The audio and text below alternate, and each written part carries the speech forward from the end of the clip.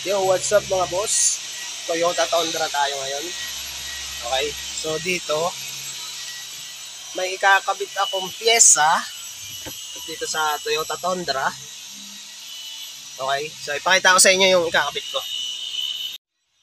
So ito mga boss ang ikakabit ko.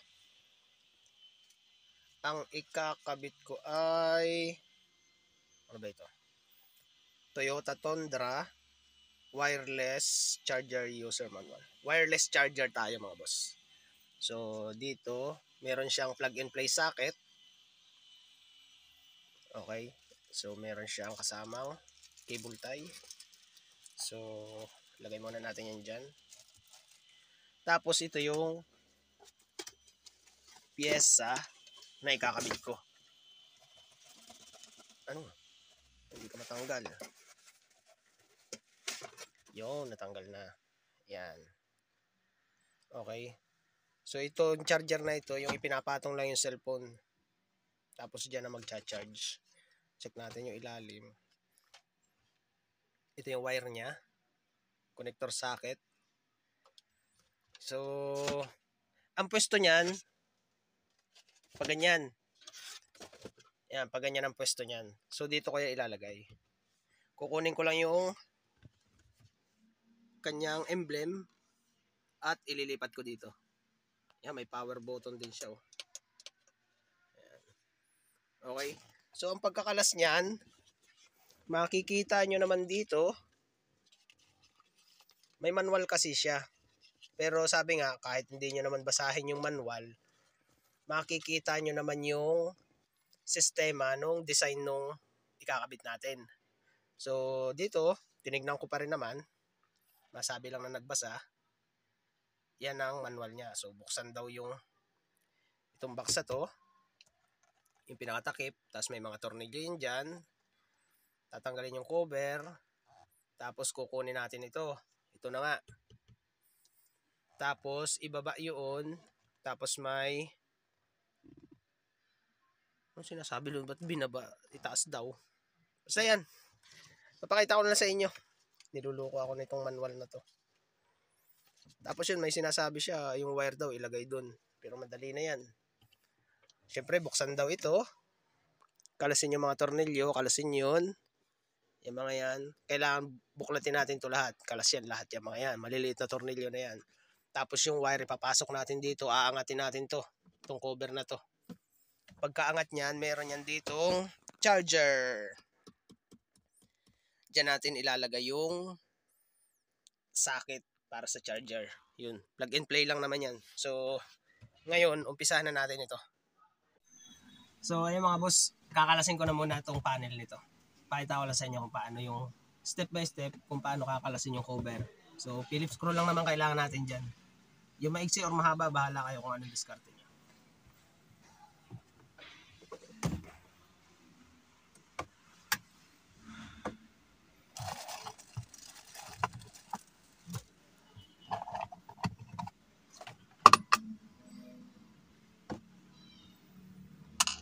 Iingatan nyo lang, baka malaglag, mahirap maghanap. Maliit kasi yung tornilyo.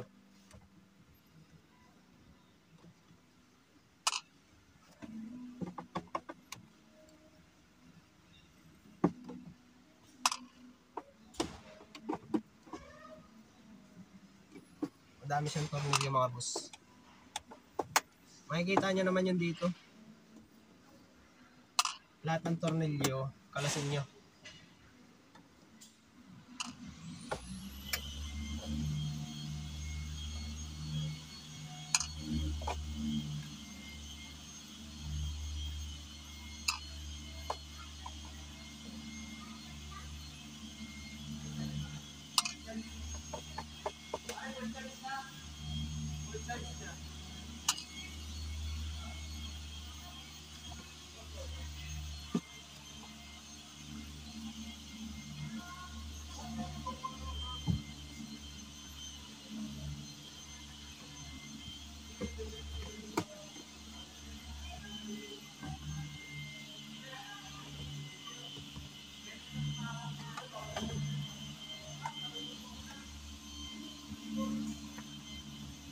Silipin ko lang yung mga ano.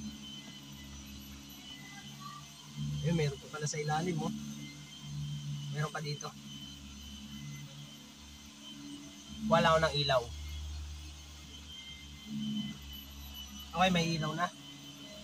So, check natin. Kulang pa. Kailangan pa ng ilaw sa ilalim.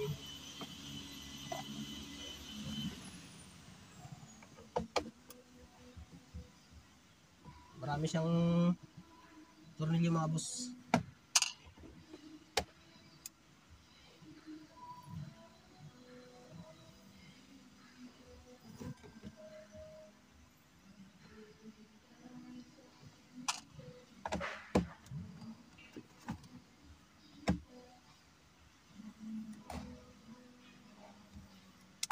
Yan na nga ba? Nalaglag. Buti na lang, dito nang nalaglag.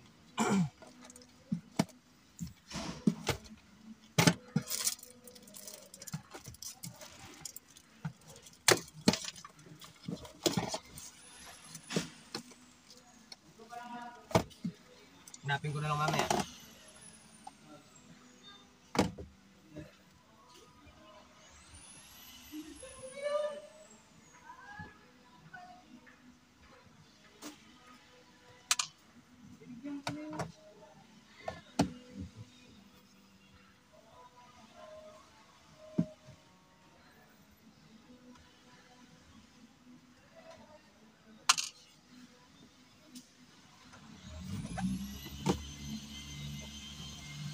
Kakalasin nyo din pala ito. Ito. Yung pinakang handle. Yung pinakang lock. Makaipit pala dun yung ano, yung pinakang cover.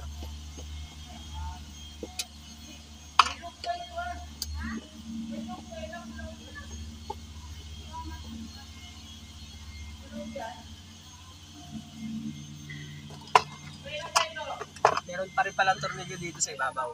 Dito. Kaya kailangan yung tanggalin yung lock.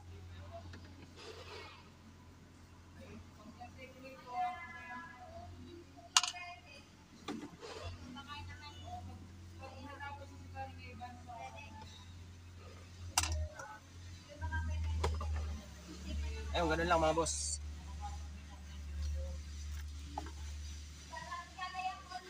Ayun, puro tornilyo lang pala ito.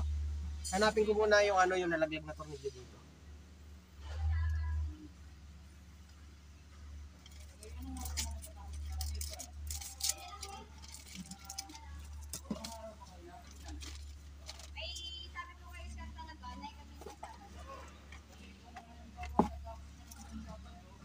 Yun, nakita ko na. Ayun o.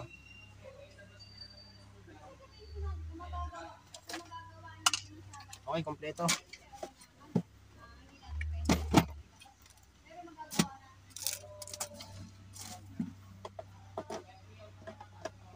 Okay, kakalasin ko naman ito. Itong pinakang cover niya. Ito na ang kakalasin natin dyan. Ito.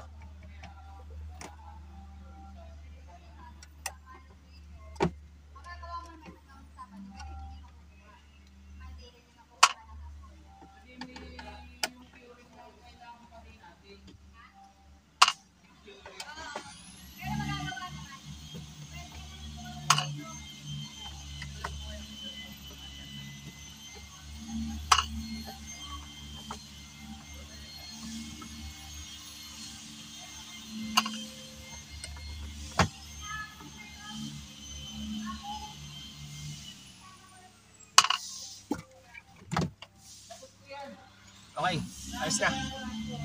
So ipakita ko lang sa inyo yung mga pinagkakalas ko, yung mga tornilyuhan. Okay? Okay, pakita ko sa inyo. Unahin muna natin dito. So dito sa cover, ang tornilyo niya madami. Ayan o, kailangan yung kalasin yung pinakang lock niya. Ito, tornilyo type din yung screw type. Tapos yan, may tornilyo yan dito. Hanggang dito, sa ilalim. Yan. Okay? So, lagay na natin yan dyan. Tapos ito naman, itong pinakang pagpapalitan natin ng charger. Mga tornilyo lang din naman yan. Makikita nyo agad yun dyan. Pagka ano, kapag nakalas nyo na. Okay? So ipapalit ko na yung ano, yung bagong charger. Tapos ito, adhesive type lang eh. Wala naman siyang clip or ano. Ayun, nakita nyo. Adhesive lang yan. So sisikwatin lang natin yun ng plastic na panikwat. Tapos ay ipapalit lang natin dun. Dikit lang yun. So ayan, bubuuhin ko na ito. Okay, so ikakabit ko na ito mga boss. Itong ating bagong panel, yung may charger. Salpak lang naman yan. Kayang-kaya nyo na yan.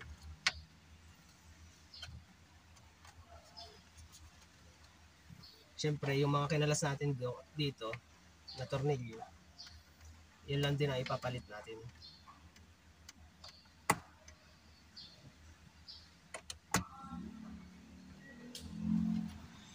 Ilan lang ito. Kaunti lang pala to.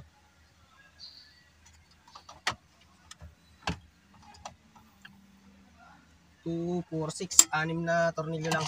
6 na tornilyo lang to.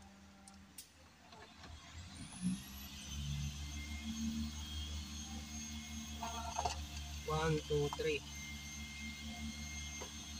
4,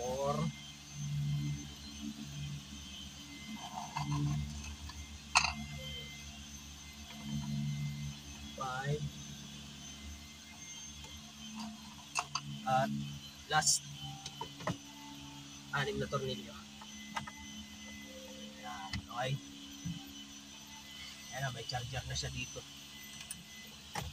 Okay, tapos yung ano na natin. So itong cable. Namatay yung ilaw.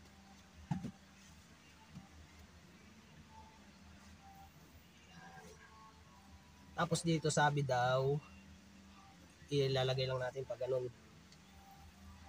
Lagyan natin ng tape or cable tie. Dapat itim. Para goods na goods siya.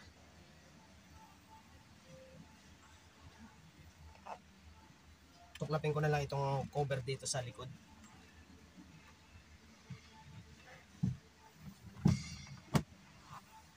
Pag bubunot pala nito mga boss, hihilahin nyo lang.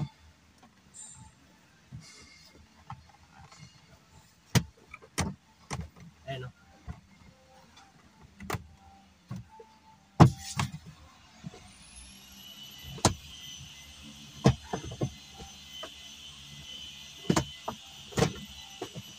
Clip lang yan mga boss. Ayan o. Puro clip lang siya. Hilahin nyo lang siya pag ganun. Okay? Ayan o. Unahin nyo dito. Unahin nyo dito. Tapos hila lang. Walang tornilyo. Clip lang.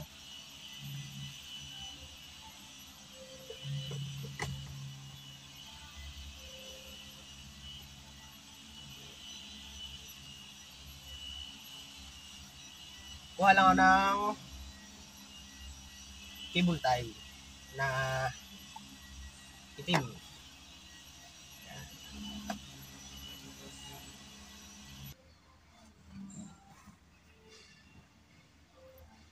Okay, so lalagyan na natin ng cable tie.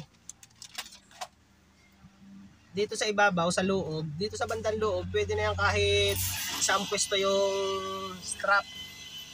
Paloob or palabas, pantay, tagilid. Ngayon nasa loob ng panel. Pero pagdating dito sa outer niya, dito sa labas dito, pinakampuno, may diskarte tayo dyan para pagka kasi nakabalagbag yung cable tie natin, malamang sasabit yun. Kasi gumagalaw yung ating takip ng ano eh, yung pinakang cover. Kahit ako sa inyo mamaya pagka natapos ko na kung ano yung itsura nung pagkagawa ko ng cable tie.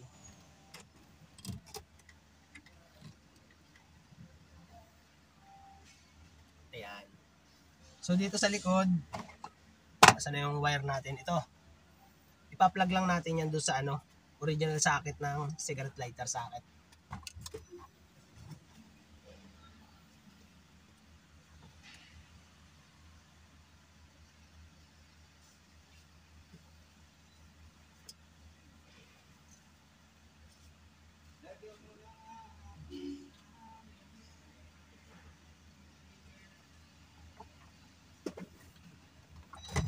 Okay, pakikita ko lang sa inyo. Okay, ganito naman ang ginawa ko. Sa cable tie, ganyan. Tapos pagdating dito sa outer, dapat nandun ang cable tie nyo yung pinakanlock nasa likod. Para kapag ka ibinaba natin, hindi siya sasabit. Ayan o. Okay? Kasi pagka ibinalagbag natin yan dito, sasabit yan dito sa cover. Kaya kailangan yung lock natin nasa likod. Tapos dito naman, pakita ko sa inyo, sa likod. Dito tayo sa likod. Masyadong gipits. Yan. So dito nakalagay yung ating yan o. Kita niyo pag gumagalaw, malayo siya. Yan. So ayusin na lang natin yung cover niyan. Ito nga pala, pagkakalas nito, ganyan. So mga clip lang yun. Ayun o. Ayan, clip lang din yan dito. So ang itsura ng pagkakalas niyan, hawakan nyo dito. Hilahin nyo pa ganun. Siyempre tulungan nyo dun sa loob. Dito sa kabila. Tutulungan nyo dyan ng isa nyong kamay, tapos hihilahin nyo palabas. Ayan, ganyan ang itsura niyan. Tapos, yung connector socket niya, siyempre dinugtong ko. Tapos doon sa original na socket ng cigarette lighter, ayan, ini-plug ko lang yan. So kung ang socket ninyo naman ay walang walang plug and play na ganito, so ang positive niya na yung red. Tapos yung negative niyan, itong white na may stripe na black. Yun ang negative niyan. Okay? So kung meron namang plug and play, edi socket type lang yan. Ipa-plug nyo lang yan. Tapos itong kasama niya na socket no charger ay ipa-plug na natin yan doon sa cigarette lighter socket. Okay, ganito naman ang ginawa ko, boss, dito sa likod. Yan, in-strap ko na yan dyan, pupunta sa baba, tapos hanggang dito. So, ganyan ang ginawa ko kasi para may play. Pagka ibinalik ko na yung cover, hanggang dyan lang siya. Tapos yung clip dito, ibinalik ko na rin. Nakaklip yan dyan dapat eh. So, pagka ibababa itong ating cover, yung takip, ganyan ang itsura ng likod niya. Okay? Yan. Ibababa natin para masaya. Yan. Okay? Ganyan ang itsura niya. So, ayun. Ibabalik ko na ito. Ang pagbabalik lang naman yan ay madali lang. Iaayos nyo lang ng guide yan. Okay? Iaayos nyo lang yan doon sa ilalim, tapos isasalpak ng pag ganun. Okay? So, ayusin ko lang to kasi may cover siya eh. Kailangan ko sikwatin doon.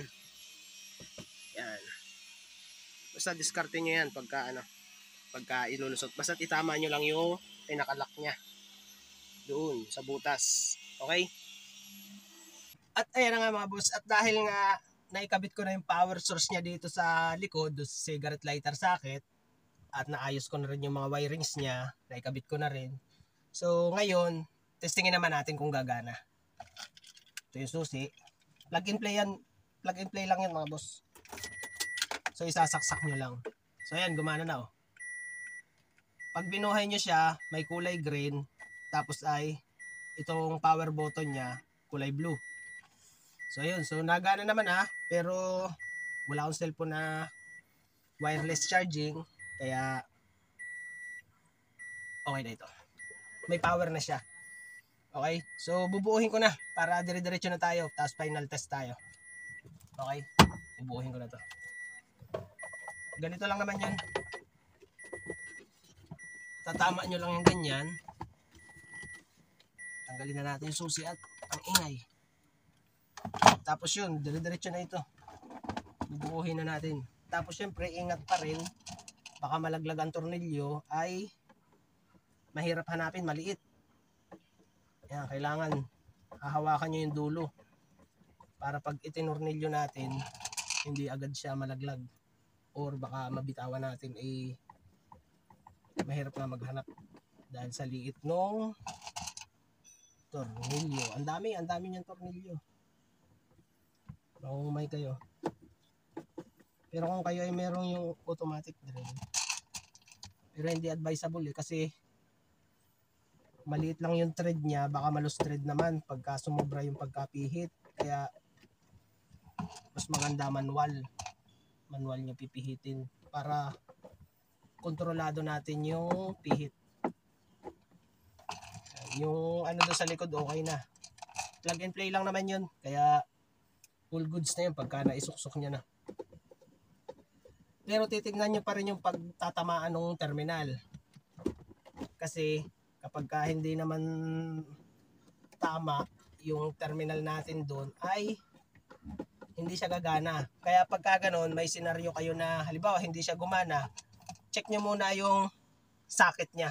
Minsan kasi yung pinaka-terminal niya doon sa butas niyang ganun, yan sa ganyan, minsan nalis siya, napunta siya sa labas. So aayusin nyo yung para kailangan konektado siya sa isa't isa. Ganun. Kasi naka-encounter na rin ako ng ganun. Tinignan ko lahat.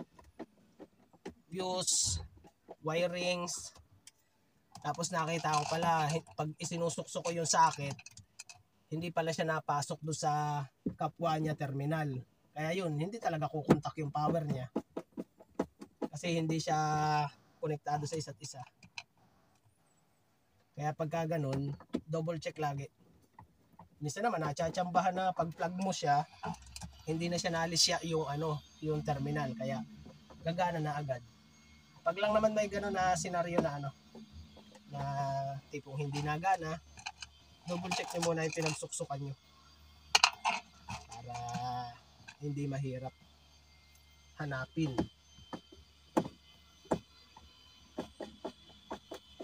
Kasi ako noon tinester ko lahat all goods naman, wirings all goods naman, pero pagdating doon sa socket, yun, doon pa lang may problema. Ang ginagawa ko lang doon, iniaayos ko lang ng alignment para pagpasok ng socket, konektado na sila sa isa't isa. Ganun lang.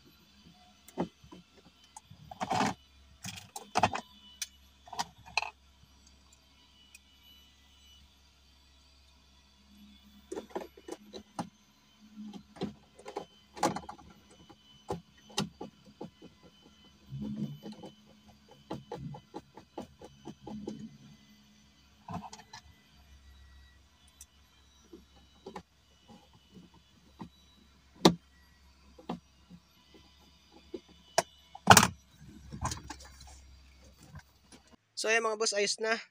Yung cover na lang ang kukunin ko doon sa original na niya. So ito, nailagay ko na lahat ang tornilyo. Ayan, all goods na yan. So ipakita ko naman sa inyo kung paano kalasin yung pinakang emblem niya. Okay, so dito kukunin natin, walang tayong panundot, Phillips screw, flat screw, bahala kayo kung anong nyo. Tapos dito makikita nyo itong butas na to. Yan, yung butas na yan, tutulak nyo lang yun. Pag naitulak nyo yun, tingnan nyo ha. Ayan, Ayan, dahan-dahan lang ang pagtulak mga boss, kasi nakadikit siya.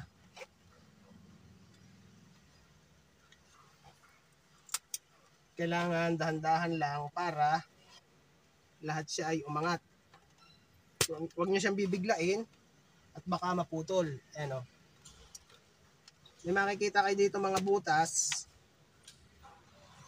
Ayun, ayos na. Tanggal na. Tapos yun, ano nyo lang, ididikit nyo lang.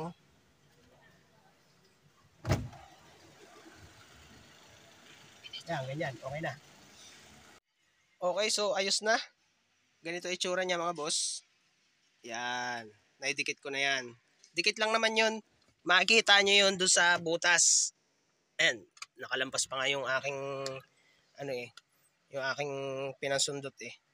So makikita nyo yun pagka dito sa likod, yan, yung butas na yan, apat yan. Yan. Diyan nyo siya uutay-utay yung sundutin. Pero wag nyo bibiglain kasi baka maputol. Yan. So yan na yun. Yan ang itsura niya. So buhayin natin yung accessories. Mapapansin nyo dyan, pagka nabuhay na, iilaw yung green tapos yung power button. Yun oh. Yan. So okay na yan. Pagka nilagay na natin yung cellphone dito, charge na yan. May power on off din siya. Okay? So ayun. Ganun lang pagka-install niyan. Toyota Tundra. Okay? Thank you.